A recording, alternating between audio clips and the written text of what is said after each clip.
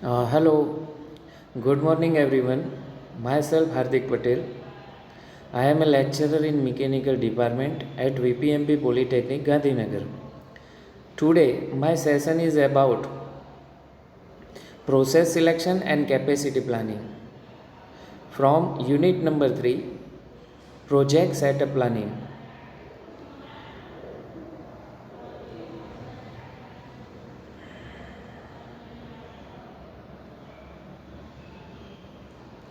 After learning this topic,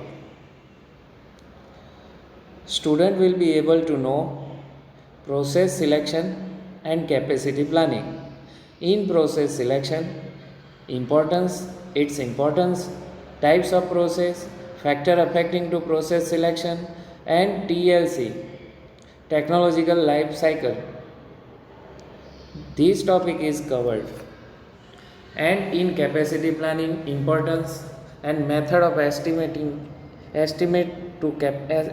capacity, these two topic is covered.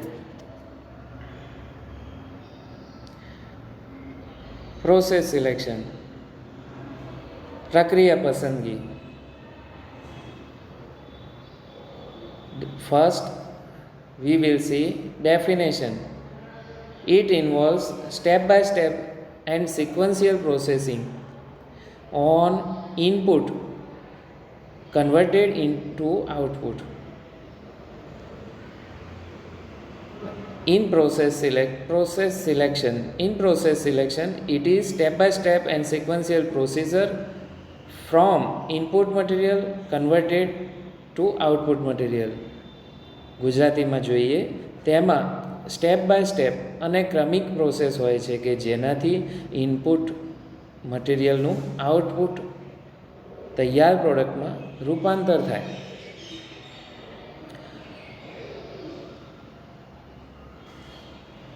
એટલે કે કોઈ પણ એક પ્રોડક્ટ બનાવતા હોઈએ આપણે તો એની અંદર ઘણી બધી પ્રોસેસોનો સમાવેશ થાય, તો વન બાય વન એ બધી પ્રોસેસોનું સિલેક્શન કરવું એ પ્રોસેસ સિલેક્શન કહેવાય.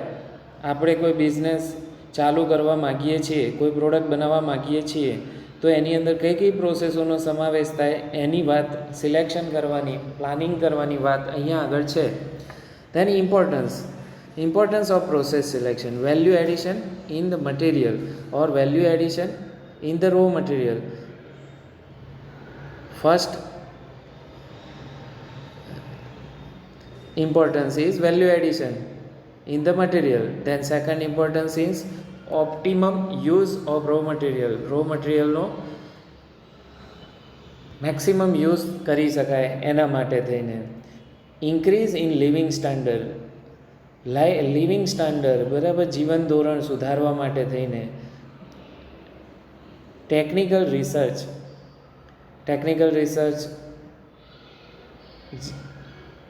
થઈ શકે એના માટે થઈને. દેન ઓટોમેશન નો યુઝ પણ પ્રોસેસ સિલેક્શનની અંદર થઈ શકે એના માટે. દેન ઇન્ક્રીઝ ઇન પ્રોફિટ ઇન્ક્રીઝિંગ માટે. Types off process, different types of process is available in mechanical manufacturing of product. And it is divided into two basically main parts: engineering process and non-engineering process. In engineering process, fabrication, forming process, machining, assembling process is available. Fabrication process means welding, cutting, etc. is included in fabrication process. Forming process means shape generation process. Then machining process means removing, turning, milling, etc. is machining process. And then assembling process means with the use of nut and bolt we can assemble two or many parts. It is called assembling process. Then non-engineering process mainly three types. Analytical process means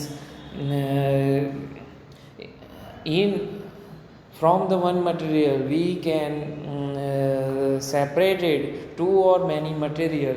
It is called analytical process. Then synthetic process means two or more material we can synthesis or mix up and make one different material, it is called synthetic process.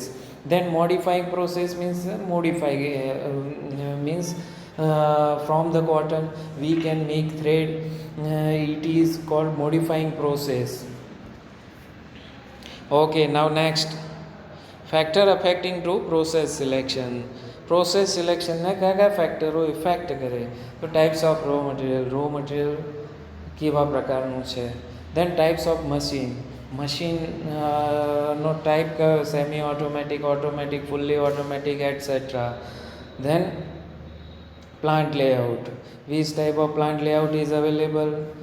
Product layout, process layout, project layout, fixed layout, etc. Different types of plant layout is available. As per plant layout we can select process layout, process. Then 4 number, types of manufacturing.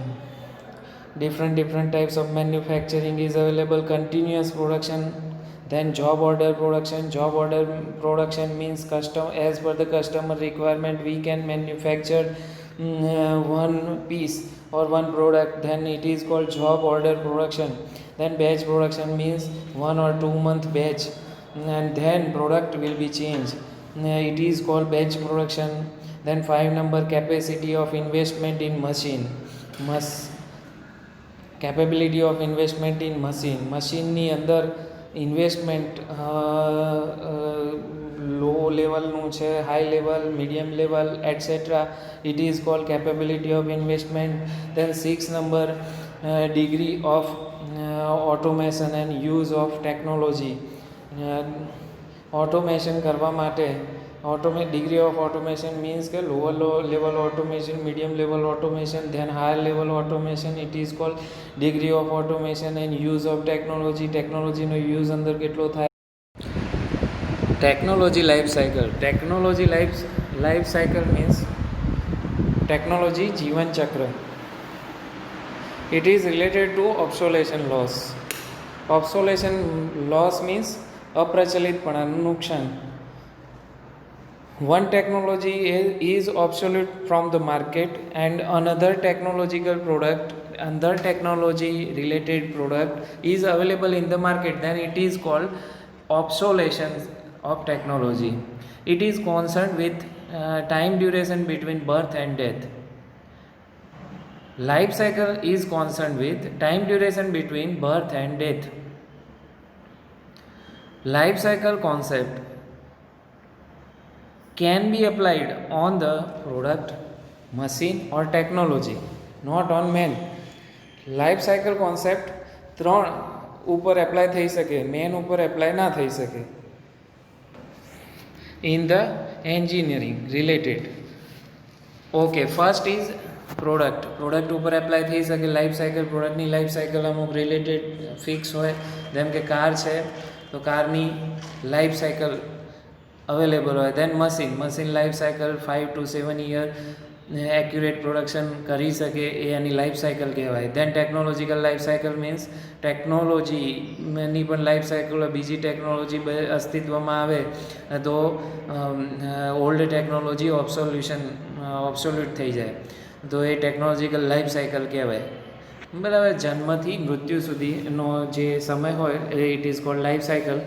અને 4 phase of PLC product life સાયકલની વાત છે. Technological life સાયકલની વાત એના પછી છે. Here product life સાયકલની વાત છે. 4 phase available in this life cycle of product. First is introduction, growth, then saturation and decline.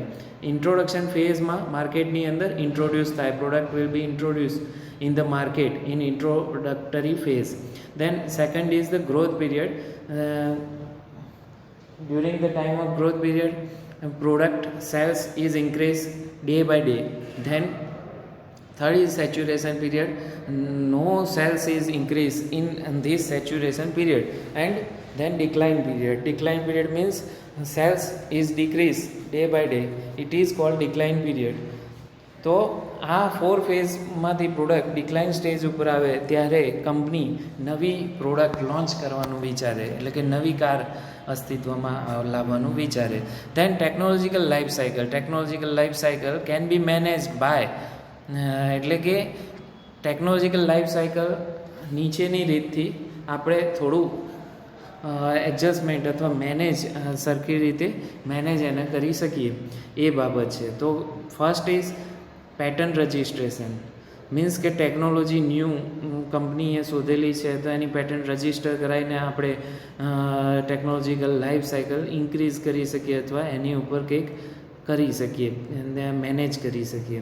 Than second is two continue research and development centre is available in big size of company, and it is continuous work of research and development is available in the big size company.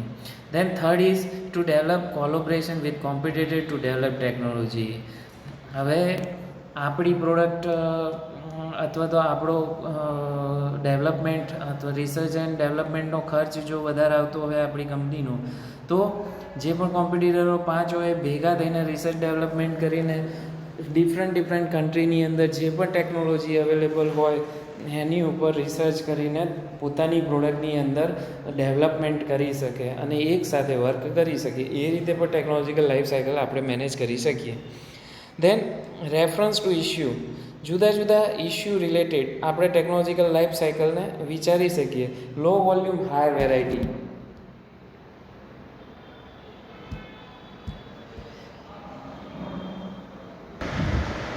now reference of issue, technological life cycle,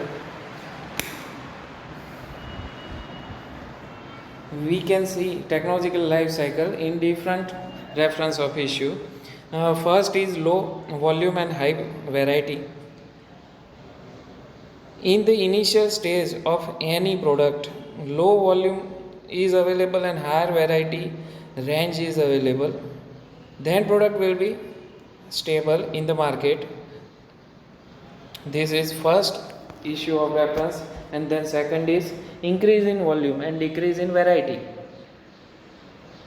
Volume increase in the middle level of the product market, volume will be increase and variety will be decrease. In the stability stage, the middle stage, વચ્ચેના સ્ટેજમાં product માર્કેટમાં આવ્યા પછી થોડા વર્ષો પછી volume એનું increase થાય અને વેરાયટી ડિક્રીઝ થાય. વન પ્રોડક્ટ એક પ્રોડક્ટ છે વધારે વેચાતી હોય, ધીમે ધીમે એની વેરાયટી બીજી બધી જે વેરાયટી ઓછી વેચાતી હોય એ બધી ડિક્રીઝ થાય. તો આ રેફરન્સની અંદર પણ ટેકનોલોજીકલ લાઈફ સાયકલ વિચારી શકાય. Then third reference is high volume and single or low variety of product. Volume એકદમ હાઈ હોય અને સિંગલ જ પ્રોડક્ટ અવેલેબલ હોય, ધેન એ રેફરન્સની અંદર પણ ટેકનોલોજીકલ લાઈફ સાયકલ વિશે ચર્ચા કરી શકાય. Then capacity planning, our second topic is capacity planning, ક્ષમતા આયોજન. If we want to establish one industry, તો scale of product or product કેટલી ક્વોન્ટિટીની અંદર મેન્યુફેક્ચરિંગ કરવી એ ડિસિઝન કેપેસિટી પ્લાનિંગની મદદથી આપણે લઈ શકીએ. If we manufacture in higher quantity or if we have higher capacity, then we cannot sell that much of product and ultimately loss is created. If we produce in lower capacity, then our profit will be sacrificed. જો આપણે higher capacity અંદર production કરીએ તો વેચાણ એટલું બધું થઈ ના શકે, તો માલનો ભરાવો થાય અને એ પ્રોબ્લેમ ક્રિએશન થાય. જો લોઅર કેપેસિટીની અંદર આપણે પ્રોડક્શન કરીએ તો પ્રોફિટ માર્જિન જેટલું મળવું જોઈએ એ ના મળે. પર પ્રોડક્ટ કોસ્ટ, પ્રોડક્શન કોસ્ટ, પડતર કોસ્ટ ઇન્ક્રીઝ થાય. એટલે આ બંને વસ્તુ નિગ્લેક્ટ કરીને આપણે એકચ્યુઅલ વ્યવસ્થિત કેપેસિટીની અંદર કેપેસિટી પ્લાનિંગ કરવું પડે. એટલે કે કેટલા નંબર ઓફ વોલ્યુમ આપણે પ્રોડ્યુસ કરવાના છે એને કેપેસિટી પ્લાનિંગ કહેવાય. તો capacity refers two maximum production level from series of plant investment.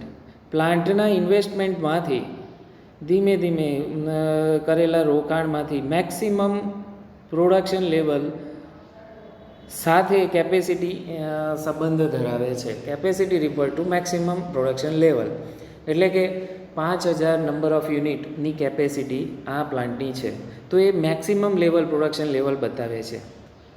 પછી 10,000 યુનિટની કેપેસિટી થઈ. 10,000 યુનિટની કેપેસિટી મીન્સ કે 10,000 નંબર ઓફ પ્રોડક્ટ બનાવી શકવાની મેક્સિમમ કેપેસિટી છે. મેક્સિમમ કેપેસિટીનો દર વખત યુઝ ના થાય પણ કેપેસિટી પ્લાનિંગ એ મેક્સિમમ કેપેસિટી રિલેટેડ વસ્તુ છે. ક્ષમતા એ પ્લાન્ટના રોકાણો પર મહત્તમ ઉત્પાદન સ્તરનો સંદર્ભ આપે છે, એના રિલેટેડ વાત કરે છે. It is most critical decision contributing to business success. આ મોસ્ટ ક્રિટિકલ ડિસિઝન છે કે જે તમને બિઝનેસ સક્સેસ તરફ દોરી જાય છે.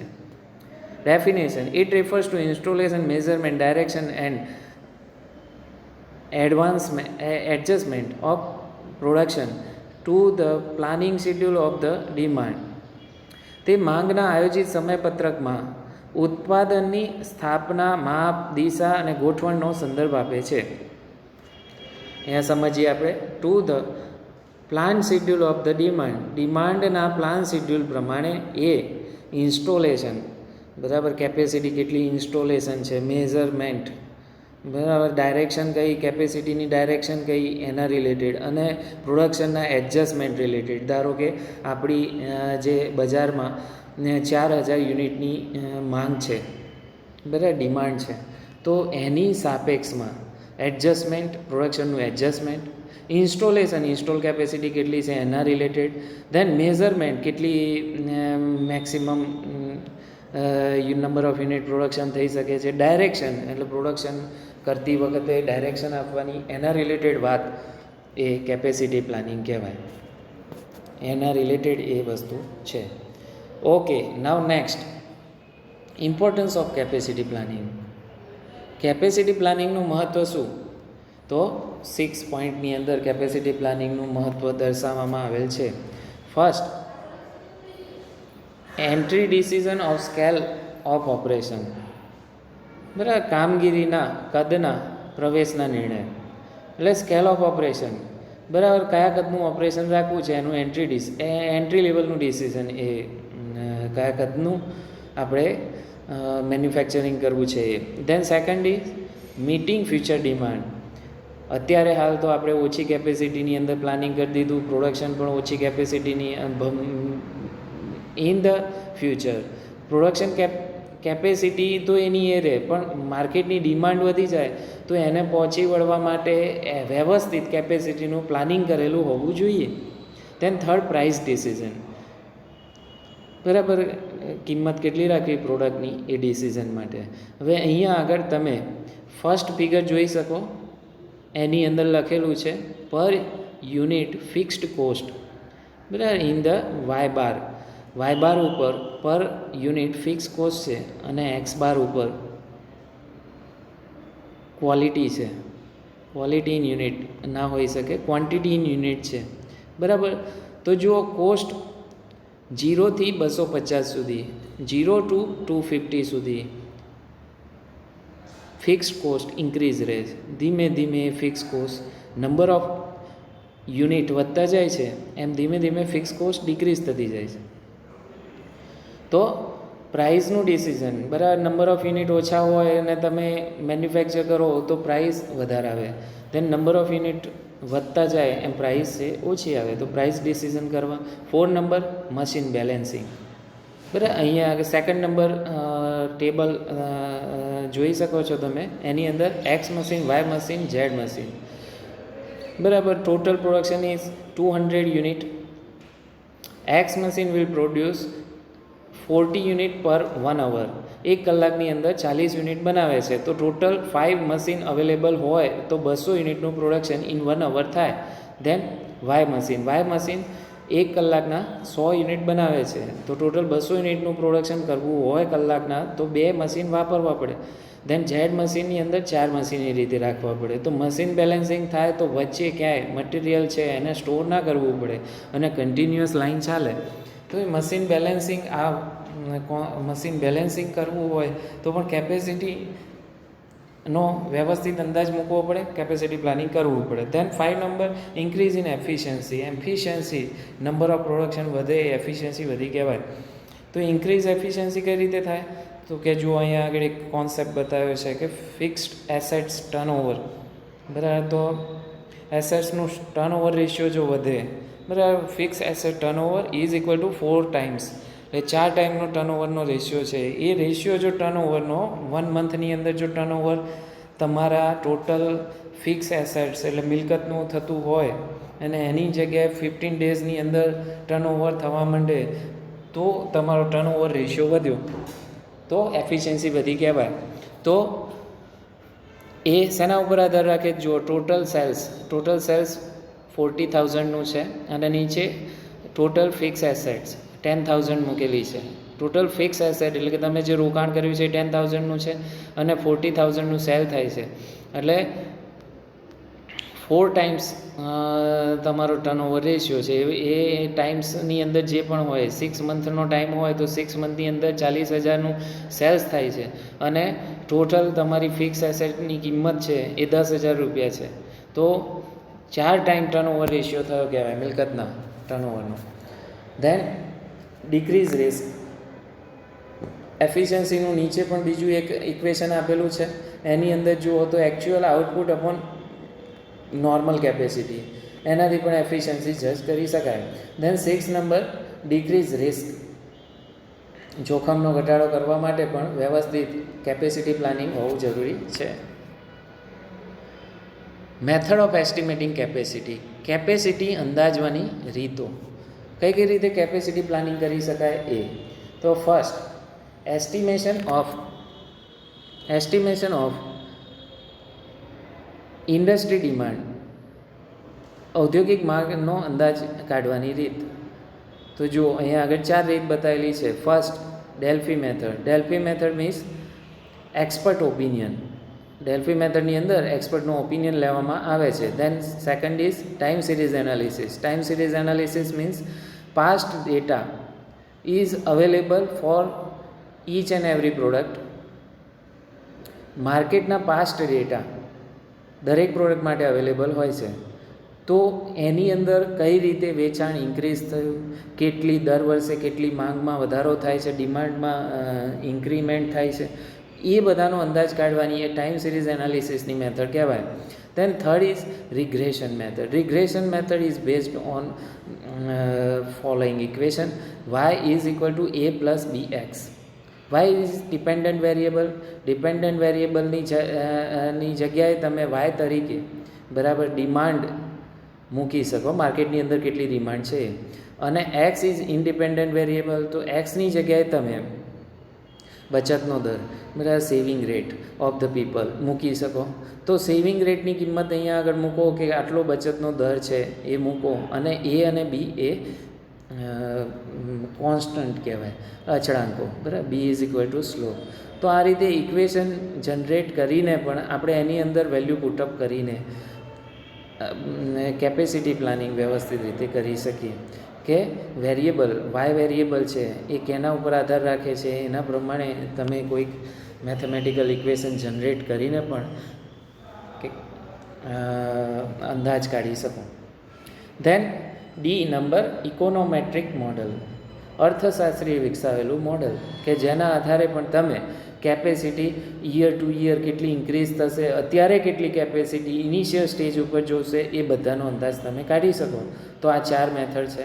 Then second is mature product with stable demand growth, બરાબર, સ્થિર માંગ વૃદ્ધિ સાથે પરિપક્વ ઉત્પાદનો, બરાબર.